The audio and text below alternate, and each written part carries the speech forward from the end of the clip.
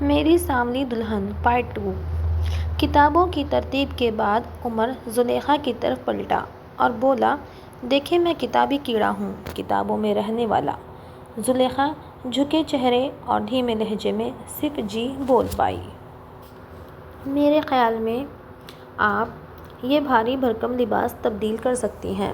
عمر کو گویا اس کے بناؤ سنگار سے کوئی دلچسپی نہیں تھی، لیکن اس نے اس احساس کو چھپانے کی پوری کوشش کی۔ زلیخا بھی جوان، جذبات، احساسات رکھنے والی لڑکی تھی۔ اس کے رویے کو سمجھ گئی اور لباس تبدیل کرنے کے لیے کونے میں پڑے سوٹ کیس کا رخ کیا اور سفید کاٹن کا سادہ سا شلوار قمیض نکالا جس کے اوپر ہلکے گلابی اور کالے رنگ کی کڑھائی تھی اور ساتھ چھوٹے چھوٹے پھولوں والا دوپٹہ۔ وہ واش روم کے اندر گئی اور دیوار سے لگ کر اپنے بے قابو آنسوؤں کی جھڑی کو نہ روک سکی۔ خوب آنسو بہا کر شاور لیا اور باہر نکلنے سے پہلے چاروں طرف دوپٹہ لپیٹ کر ماتھے پر ہلکا سا گھونگھٹ نکال لیا۔ باہر آئی تو عمر عشاء کی نماز کے لیے جا چکا تھا، تو اس نے بھی نماز کے لیے نیت کی اور خشوع و خضوع کے ساتھ نماز شروع کی۔ اپنی ہمیشہ کی عادت کو اپناتے ہوئے لمبی سورتوں کا انتخاب کیا اور اپنی نماز کو تسلی سے مکمل کیا۔ اپنے مرمرے ہاتھوں کو اپنے رب کے سامنے پھیلا دیا۔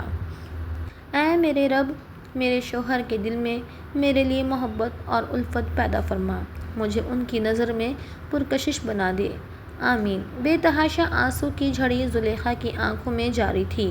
نہ چاہتے ہوئے بھی آنسو تمام بند توڑ کر لگاتار اس کے سوتی دوپٹے کو گیلے کیے جا رہے تھے۔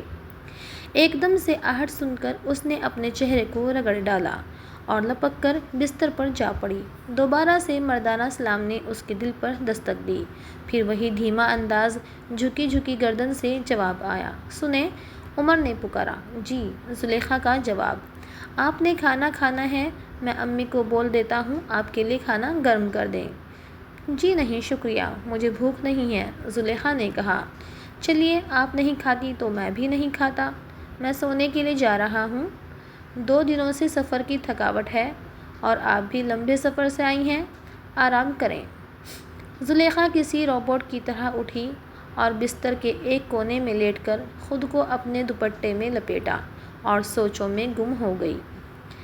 ادھر دوسری طرف بھی یہی سلسلہ جاری تھا۔ نیند کے آثار دونوں طرف دور دور تک دکھائی نہیں دے رہے تھے، لیکن رات گزرنے کا ایک یہی ذریعہ تھا۔ بظاہر بند آنکھیں، لیکن دل اور دماغ شدت غم سے چور تھا۔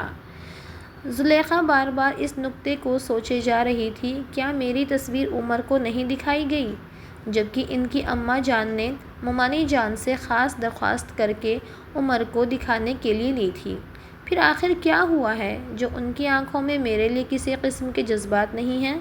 مجھے تو ان لوگوں نے تصویر دکھا دی، پر اپنے بیٹے کو کیوں نہیں دکھائی؟ میں تو رشتوں سے ترسی ہوئی ہوں۔ بچپن میں والدین کا انتقال ہو گیا تھا، نہ کوئی بھائی نہ کوئی بہن، اور اب شوہر ملا ہے، وہ اتنا قریب ہو کر بھی کوسوں دور ہے۔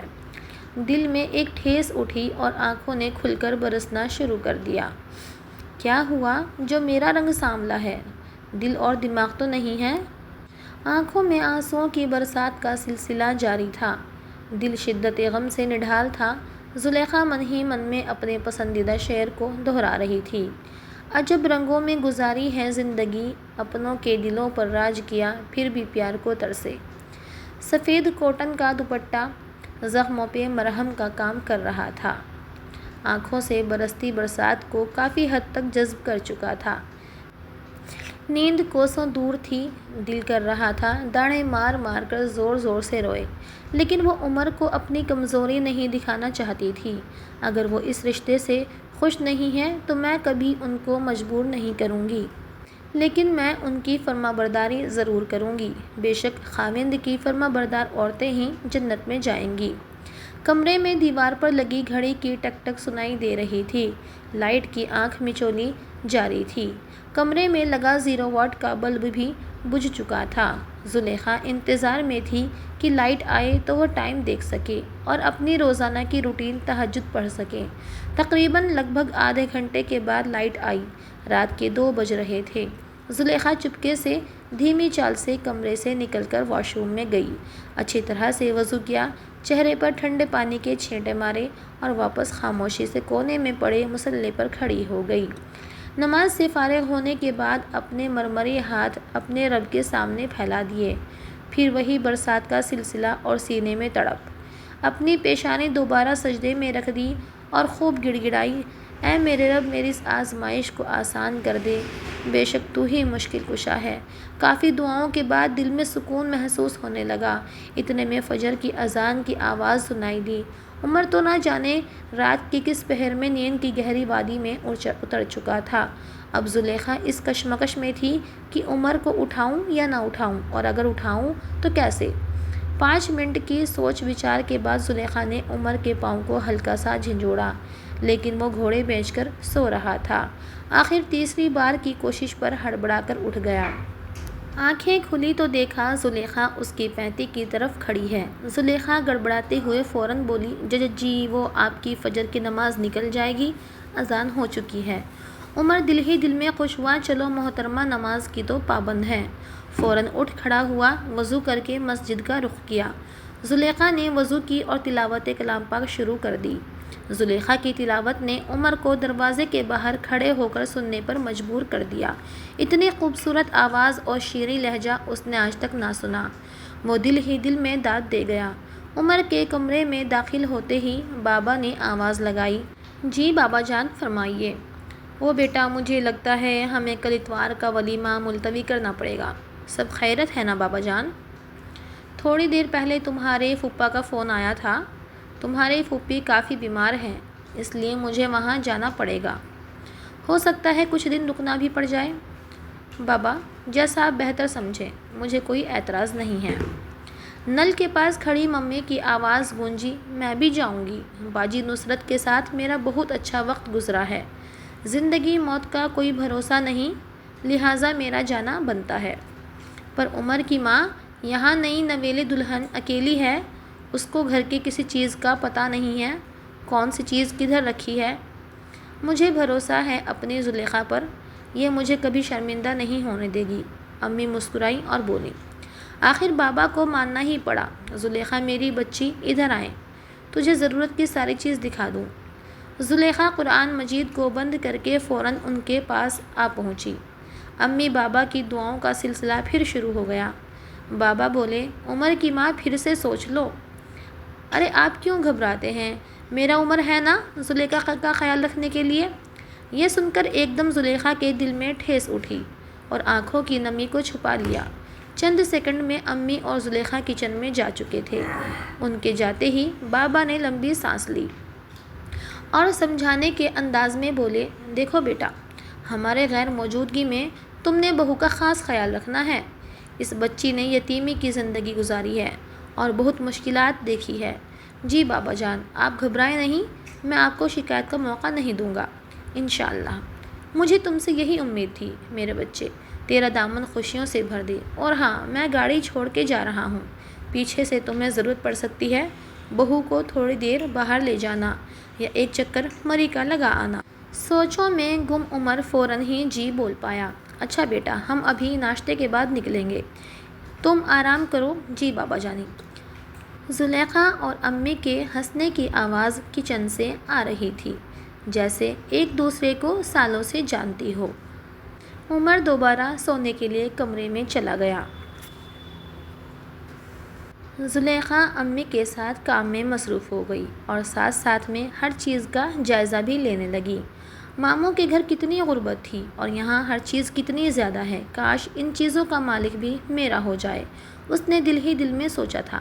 زلیخا میری بچی، جو ناشتے کے لیے عمر کو بھی بلا لو، تم دونوں نے رات کو بھی کچھ نہیں کھایا تھا۔ زلیخا کمرے میں آئی تو دیکھا عمر تو نیند کے مزے لوٹ رہا ہے۔ کمرے کی ہلکی سی روشنی میں دل کیا ادھر ہی اپنے دل کے مالک کو دیکھتی رہے، لیکن امی اور ابو کو خوش کرنے کے لیے ناشتہ ان کے ساتھ کیا۔ والدین کی روانگی کا وقت آ پہنچا، میں تو عمر کے ساتھ اکیلی رہ جاؤں گی اور انہیں تو میرے میں کوئی دلچسپی بھی نہیں ہے، مجھے دل کے ساتھ سوچا۔ امی بابا کو رخصت کر کے کچن میں صفائی کرنے کی ٹھانی، پھر صحن میں سفید کپڑوں کی ٹوکری میں کپڑے نکال کر ان کو سرف میں بھگو دیا، کچن کی صفائی کرنے کے بعد دوپٹے کو ایک سائیڈ پر رکھا اور کپڑوں کی رگڑائی شروع کر دی۔ کپڑوں کی دھلائی میں اس قدر مگن تھی کہ دائیں بائیں کا کوئی ہوش نہیں تھا۔ عمر نے 5 منٹ خوب جائزہ لیا اور پھر سلام جھاڑا۔ زلیخا ایک دم اپنے خیالوں میں مگن گھبرا گئی اور منہ پر ہاتھ رکھ کر چیخ کو روکا۔ بے دھیانی میں صابن والے ہاتھ چہرے کو کافی حد تک میلا کر چکے تھے۔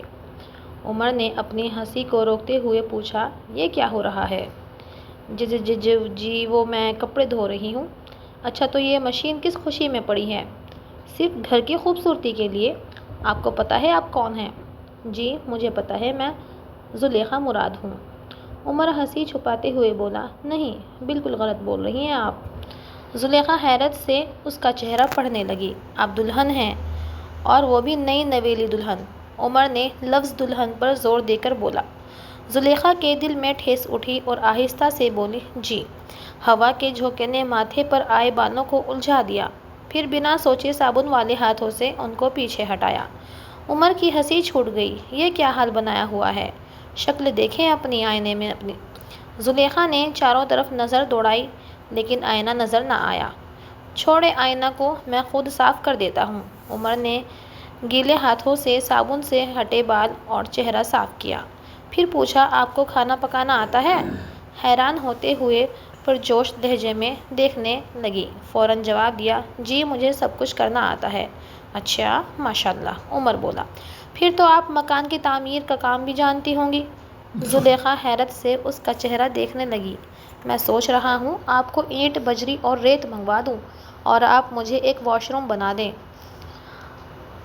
زلیخا کی ہنسی چھوٹ گئی اور عمر نے بھی زور کا قہقہا لگایا۔ میں باہر سے ناشتہ لاتا ہوں، آپ یہ سب سمیٹیں۔ ارے نہیں نہیں، باہر سے ناشتہ نہ لائیں، میں نے تو پراٹھوں کے لیے مسالہ اور آٹا بھی تیار کیا ہوا ہے۔ آپ کچھ بھول رہی ہیں، آپ نئی نویلی دلہن ہیں اور نئی دلہنیں ایسے کارنامے سر انجام نہیں دیتی بلکہ نخرے اٹھواتی ہیں۔ دلہن پرانی ہو یا نئی، اس سے کوئی فرق نہیں پڑتا، بس احساس ذمہ داری ہونا چاہیے، اور یہ سب میری تربیت کا حصہ ہے، اور ویسے بھی مجھے فالتو بیٹھنا پسند نہیں۔ عمر بڑے دھیان سے اس کی باتیں سن رہا تھا۔ اچھا جی، جیسی آپ کی خوشی، یہ دیں میں تار پر لٹکا دوں۔ عمر نے ہمدردی جھاڑی۔ بس میں اچھی طرح کنگھال کے لائی۔ زلیخا کا پاؤں ایک دم گیلے فرش پر پھیلے جھاگ سے پھسلا، وہ گرنے ہی والی تھی، تبھی عمر نے فوراً آگے بڑھ کر اس کی مضبوطی سے تھام لیا۔ عمر زلیخا کو تھامے ہوئے بولا، سنو محترمہ، آپ کی یہ شوق میرے کچمبر نکال دیں گے۔ اگر کوئی ہڈی پسلی ٹوٹ جاتی تو بابا نے میری ہڈیاں بھی توڑ دینی تھی، لہٰذا دھیان سے کام کیجیے۔ زلیخا ایک دم سنبھلی اور شرمندگی سے بولی، کوشش کروں گی، آئندہ شکایت کا موقع نہیں دوں گی۔ جائیں جا کر کپڑے بدلیں، میں یہ سب کرتا ہوں۔ جی اچھا، زلیخا بولی، اور ہاں دھیان سے پلیز۔ جی اچھا۔ زلیخا کے سانس اتھل پتھل تھی، کمرے میں آ کر لمبی سانس کھینچی، سوٹ کیس سے سادہ سا فیروزی سوٹ نکالا، شاور لیا اور سیدھی کچن میں پراٹھے بنانے لگی۔ باہر دیکھا تو عمر کپڑے پھیلانے میں مصروف تھے۔ پراٹھوں کی تیاری کے ساتھ زلیخا دل میں ذکر بھی کر رہی تھی، جو کہ اس کی عادت کا حصہ تھا۔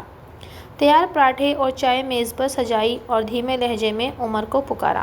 اندر آتے ہی عمر کی نظر زلیخا کی گھٹاؤں جیسے کالے لمبے بالوں پر پڑی، جن سے پانی کی بوندیں موتیوں کی طرح ٹپک رہی تھیں۔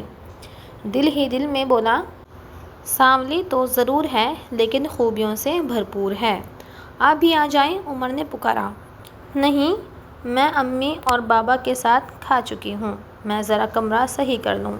باہر سے دوبارہ عمر نے پکارا۔ جی آئی، ادھر بیٹھیں۔ کرسی کھینچ کر سامنے بیٹھ گئی۔ میری طرف دیکھیں، عمر نے نرمی سے مخاطب کیا۔ زلیخا نے ایک دم نظریں اٹھائیں اور فوراً ہی نیچے جھکا لیں۔ آپ کھانا کھا چکے ہیں تو میں یہ برتن دھو لوں؟ بڑی مشکل سے گلے میں پھنسی ہوئی آواز نکالی۔ جی میں کھا چکا ہوں اور بہت مزہ آیا ہے، آپ کو شکریہ کے لیے بلایا تھا۔ تھوڑی دیر بعد ہم گھومنے جائیں گے اور شام تک لوٹیں گے۔ ظہر کی نماز کے بعد دونوں نکل گئے۔ گاڑی میں مکمل خاموشی تھی۔ زلیخا پردے میں لپٹی گہری سوچوں میں گم تھی۔ عمر نے خاموشی کو توڑا۔ آپ بولتی بہت کم ہیں۔ جی میں بولتی ہوں، لیکن ضرورت کے حساب سے۔ اچھا، پھر مجھے 1 سے 100 تک کی گنتی سنائیں۔ جی؟ زلیخا نے سوالیہ نظروں سے عمر کو دیکھا۔ اچھا، اگر 100 تک نہیں آتی تو 1 سے 10 تک ہی سنا دیں، اور پھر 10 سے 1 تک۔ آپ واقعی مجھ سے گنتی سننا چاہتے ہیں؟ زلیخا حیران ہوتے ہوئے بولی۔ پھر تو میں 1 سے 100 تک ہی سناؤں گی، کیونکہ مجھے گنتی آتی ہے۔ زلیخا نے بھی ایک ہی رفتار سے ساری گنتی سنا ڈالی۔ ابھی اور کچھ سننا ہے آپ نے؟ جی، 12 کا پہاڑا سنائیں۔ اچھا، تو وہ بھی سن لیں، آپ بھی کیا یاد کریں گے؟ زلیخا نے ایک ہی سانس میں سارا پہاڑا سنا دیا، جو کہ عمر کو بھی نہیں آتا تھا۔ دونوں ایک بڑے پارک میں ہرے بھرے پیڑوں کے بیچ جا بیٹھے۔ زلیخا پھر سے خاموش اور سوچوں میں گم تھی۔ عمر نے سوال داغا، آپ کی تعلیم کتنی ہے اور شادی سے پہلے کیا مصروفیات تھی؟ پرائیویٹ BA کیا ہے، مدرسے میں قرآن اور گھر میں ٹیوشن پڑھاتی تھی۔ آپ کے والدین کو کیا ہوا تھا؟ میں 2 سال کی تھی تو ان کا ایکسیڈنٹ میں انتقال ہو گیا تھا، اور پھر ماموں نے میری ذمہ داری لی۔